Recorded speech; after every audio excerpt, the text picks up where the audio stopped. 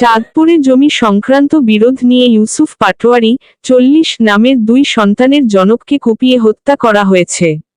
এই ঘটনায় অপর বড় ভাই ইব্রাহিম পাটোয়ারি 55 কে আশঙ্কাজনক অবস্থায় উন্নত চিকিৎসার জন্য ঢাকা হাসপাতালে প্রেরণ করা হয়েছে।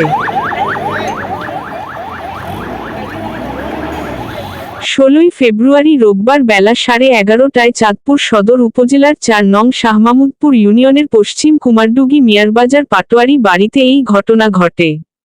নিহত ইউসুফ পাটোয়ারি ওই বাড়ির মৃত কলিমুল্লাহ পাটোয়ারির ছেলে এবং সে চাঁদপুর শহরের রেলওয়ে হকার্স মার্কেটের মোবাইল হাউজের স্বত্বাধিকারী।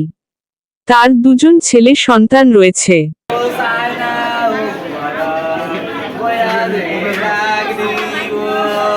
নিহতের বড় বোন রাজিয়া, নাসিমা ও ছোট বোন আমেনা জানান, তাদের খালতো ভাই মাইনুদ্দিন পাটোয়ারির গঙ্গদের সাথে দীর্ঘদিন ধরে বাড়ির একটি জমি নিয়ে বিরোধ চলে আসছে।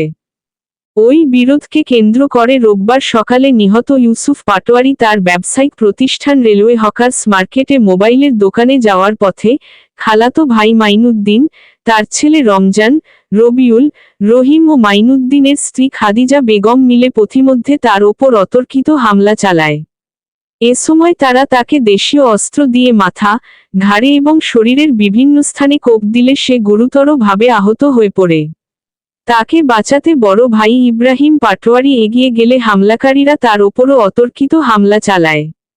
স্বজনরা তাদের 2 জনকে আহত অবস্থায় ঘটনাস্থল থেকে উদ্ধার করে চিকিৎসার জন্য চাঁদপুর সরকারি জেনারেল হাসপাতালে নিয়ে গেলে হাসপাতালের medical officer doctor Aminul Islam Suman ইউসুফকে মৃত ঘোষণা করেন এবং নিহতের বড় ভাই ইব্রাহিমের অবস্থা আশঙ্কাজনক হওয়ায় তার উন্নত চিকিৎসার জন্য তাৎক্ষণিক ঢাকা মেডিকেল কলেজ হাসপাতালে প্রেরণ করেন।